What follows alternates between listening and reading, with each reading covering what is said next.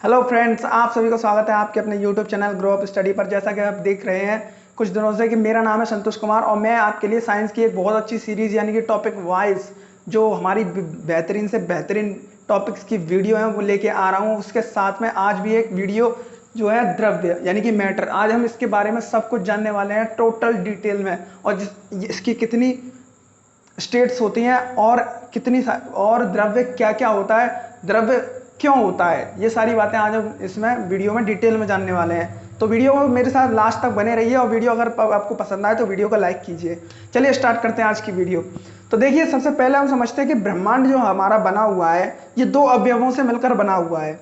जो पहला अवयव है वो है आपका द्रव्य यानी कि पदार्थ, और दूसरा जो है वो है हमारा एनर्जी, ऊर्जा। ऊर्जा के बारे में मैं पहले ही एक डिटेल वीडियो बना चुका हूं, अगर आपको चाहिए तो आप डिस्क्रिप्शन में जाइए और लिंक पर क्लिक कीजिए, आपको मिल जाएगी वीडियो ऊर्जा की। चलिए अब स्टार्ट करते हैं इसके बारे में, द्रव्य के बारे में। तो द्रव्य हमारा क्या चीज़ होती है? द्रव्य वह चीज़ है या किसकी कह सकते हैं कि द्रव्य वह वस्तु है जो कुछ स्थान घेरती है तथा जिसमें कुछ भार होता है, तो वह होता है, उसे ही कहते हैं पदार्थ या द्रव्य। इन दोनों को भी कह सकते हैं, पदार्थ भी एक ही बात होती है, द्रव्य भी, दोनों एक दूसरे के पर्यायवाची होते हैं। चलिए अब स्टार्ट करते हैं इसके बारे में। तो देखिए अभी हमने क्या समझा, इससे पहले हमें एक चीज़ समझ लेते हैं हम कि जो द्रव्य होते हैं हमारे, उनमें कुछ भार होता है। तो कुछ लोग परेशान रहते हैं कि द्रव्य में भार और द्रव्यमान दोनों में डिफरेंस क्या होता है। तो दोनों में डिफरेंस आज हम ज्ञात कर लेते हैं। देखिए, जो पदार्थ का जो भार होता है, तो पदार्थ का भार वह होता है जो किसी वस्तु को पृथ्वी अपनी ओर आकर्षित करती है, तो किस स्पीड से आकर्षित करती है, तो वही उसका भार होता है। अगर उसे हम किससे डिनोट करते हैं, जैसे कि मान लीजिए हमारा ये, देखिए जो भार होता है उसे W से डिनोट करते हैं, W बराबर mg। अब ये हमारा गुरुत्वाकर्षण बल है। इसके इसके इसके इसके ऊपर भी मैं एक डिटेल वीडियो पहले ही बना चुका हूं, अगर आपको चाहिए तो वो भी डिस्क्रिप्शन में आपको मिल जाएगी। अब देखिए, ये जो है हमारा, ये होता है द्रव्यमान। द्रव्यमान क्या होता है? द्रव्यमान किसी भी वस्तु में पदार्थ का जो परिमाण होता है वह उस वस्तु का द्रव्यमान कहलाता है। यानी कि किसी भी वस्तु में जो पदार्थ का परिमाण होता है यानी क्वांटिटी ऑफ मैटर होता है, वही हमारा द्रव्यमान कहलाता है। अब चलिए इसके बाद में बारे में आप और भी समझते हैं। देखिए, जो हमने अभी ऊर्जा का अगर वो नाम आ ही गया है तो इसके बारे में थोड़ा सा डिस्कशन कर लेते हैं। देखिए, ऊर्जा जो हमारी होती है, यह ऊर्जा वह होती है जिसे हम अपनी इंद्रियों द्वारा महसूस कर सकते हैं, जैसे कि ध्वनि, विद्युत, ऊष्मा, ये सारे ऊष्मा ऊर्जा के ही एक रूप हैं। चलिए इसके बारे में समझते हैं। द्रव्यमान तथा ऊर्जा में भी संबंध समझ लेते हैं एक बार, क्योंकि E बराबर mc² का फॉर्मूला जो होता है वो हमारा द्रव्यमान और ऊर्जा के बीच में संबंध ही स्थापित करता है। तो बॉस आइंस्टीन ने कहा था, आइंस्टीन ने एक बार डिटेल में समझाया था। उन्होंने कहा था कि जब कोई द्रव्य जो होता है वो नष्ट होता है, वैसे द्रव्य कभी नष्ट नहीं होता पूरी तरीके से, जब वह नष्ट होता है तब जब नष्ट होता है तो उसकी जो ऊर्जा होती है, तो जब वह नष्ट होता है तो उसी के बराबर, बिल्कुल बराबर की ऊर्जा वो रिलीज कर देता है। तो यानी कि जो उसका जो द्रव्यमान था वो अब ऊर्जा में बदल चुका है। तो इसी तरीके से इस जो फॉर्मूला है, इसमें E बराबर तो ऊर्जा है और m बराबर है नष्ट हुआ द्रव्यमान।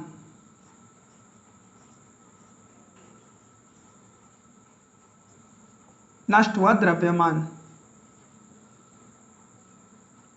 और ये जो हमारा C है वो है हमारे प्रकाश की चाल।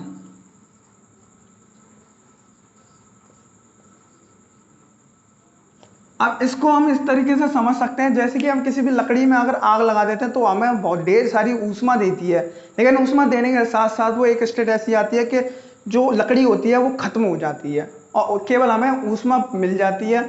यही इसका सीधा साधा उदाहरण है कि जो हमारा जो द्रव्यमान था वो अब ऊर्जा में बदल चुका है। तो इस यहाँ पर जो C होता है वो होती है हमारी प्रकाश की चाल, और इसका मान होता है 3 × 10⁸ मीटर प्रति सेकेंड। जी हाँ, यही इसका मान होता है प्रकाश की चाल का। अब E बराबर जो mc² का फंडा है वो मैं आपको समझा चुका हूँ। चलिए इसके आगे भी चलते हैं, वीडियो के बारे में और भी कुछ जानते हैं।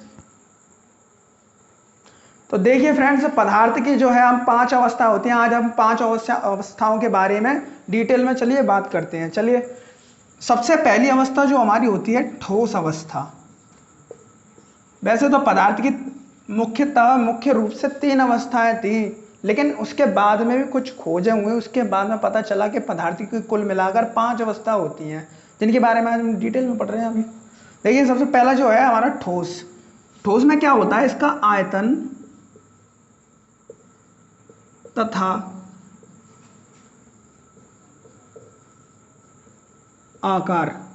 ठोस में वस्तु का आयतन तथा आकार दोनों ही निश्चित मात्रा में रहते हैं। जैसे कि मान लीजिए हमारा डस्टर है, इसका आयतन यानी कि इसमें जितना भी पदार्थ हैं वह एकदम स्थिर हैं। इसे अगर मैं हिलाता भी हूँ तब भी इसके पदार्थ यानी कि कण जो है वो नहीं हिलने वाले, यानी कि वो निश्चित अवस्था में है। अब इसके बाद में चलते हैं, दूसरी अवस्था आती है हमारी द्रव अवस्था। इसमें जो हमारे अणु होते हैं वो काफी पास पास होते हैं, बहुत ही सघन होते हैं,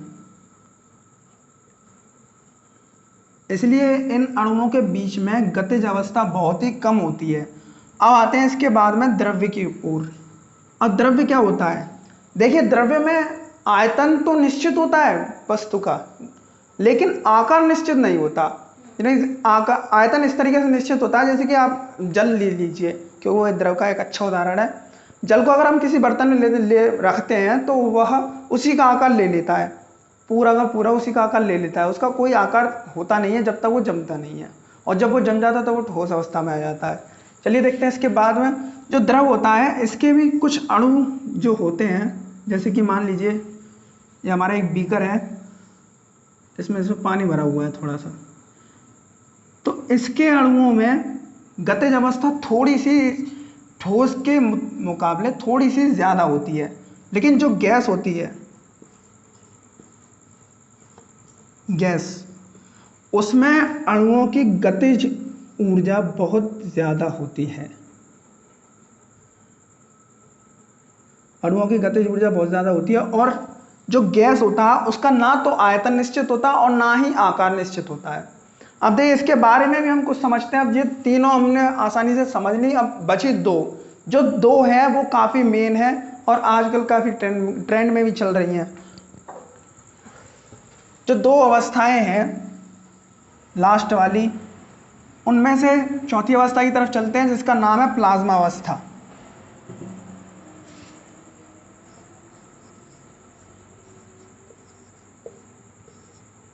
तो देखिए ये जो हमारी प्लाज्मा अवस्था है, ये गैस का ही एक रूप है, गैस अवस्था का ही एक रूप है। जैसे कि मान लीजिए ये कंटेनर है, इसमें कुछ गैस भरी हुई है। जैसे कि मान लेते हैं ये एक कंटेनर है जिसमें कुछ गैस भरी हुई है। अगर हम इस गैस को 2000 डिग्री, 2000 नहीं 20,000 डिग्री सेल्सियस तक अगर इसे गर्म करते हैं तो इसके जो अणु होते हैं उनमें से इलेक्ट्रॉन अलग हो जाते हैं, और जो प्रोटॉन होते हैं यानी कि पॉजिटिव चार्ज और नेगेटिव चार्ज दोनों ही बिल्कुल अलग हो जाते हैं। इसी अवस्था को कहते हैं प्लाज्मा अवस्था। अब इस अवस्था में क्या होता है, ये अब विद्युत का सुचालन करने लगती है, यानी कि इसमें विद्युत प्रवाहित होने लगती है, तो ये विद्युत की सुचालक हो जाती है। अब इसी अवस्था को हम कहते हैं प्लाज्मा अवस्था। अब देखिए इसके कुछ उदाहरण भी हैं। जैसे कि मान लीजिए प्लाज्मा टीवी का आपने नाम सुना ही होगा, क्योंकि पहले के टाइम पे क्या होता था, बड़ी बड़ी पिक्चर ट्यूब होती थी इस तरीके से कुछ।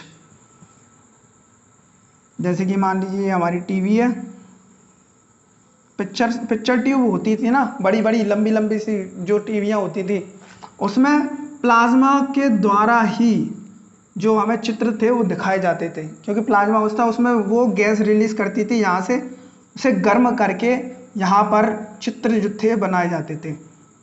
और इसका उदाहरण तो ये हो गया। अब इसके बाद में चलते हैं लास्ट वाली अवस्था, यानी कि बोस आइंस्टीन अवस्था। अब देखिए एक चीज मैंने आपको इसमें नहीं बताया कि प्लाज्मा जो है, प्लाज्मा अवस्था, इसकी खोज विलियम क्रुक्स ने की थी। विलियम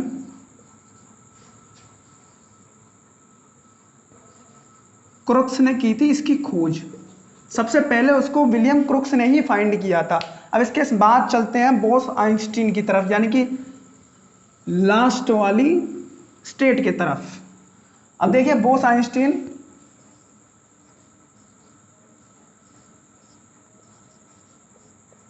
आइंस्टीन जो हमारी स्टेट है बोस आइंस्टीन वाली, एक सेकंड में मार्कर को थोड़ा सा डार्क कर लें।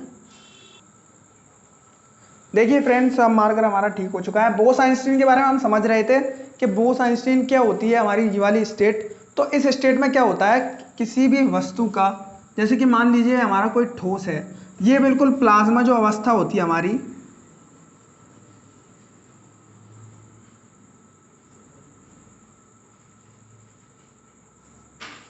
जो हमारी प्लाज्मा अवस्था होती है उसका बिल्कुल विपरीत होता है। उसमें क्या था कि हम गैस को हम बहुत ज़्यादा डिग्री सेल्सियस था, यानी कि हाई से हाई टेम्परेचर पर गर्म करते थे। लेकिन यहाँ पर क्या होता है, ठोस जो वस्तु होती है हमारी, उसको हम माइनस, यानी कि केल्विन, जो केल्विन का केल्विन पैमाने पर 0 डिग्री, 0 होता है ना केल्विन मान, वही डिग्री सेल्सियस पर -273 डिग्री सेल्सियस होता है। तो वह जो मान होता है -273 डिग्री सेल्सियस, यानी कि तब होता है वो 1.5 डिग्री सेल्सियस। इस मान पर जाकर किसी भी ठोस वस्तु के जो मॉलिक्यूल्स होते हैं वो ठोस के नहीं रहते, फिर वो बोस आइंस्टीन के बन जाते हैं। क्योंकि इस टेम्परेचर बढ़ जाने के बाद में इस वस्तु के जितने भी मॉलिक्यूल होते हैं वो बिखरने लगते हैं आपस में,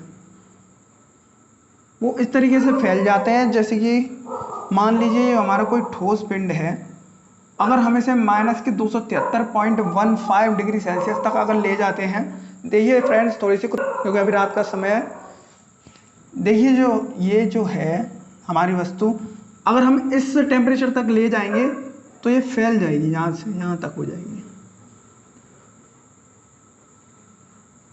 तो बस इसी अवस्था को कहते हैं बोस आइंस्टीन।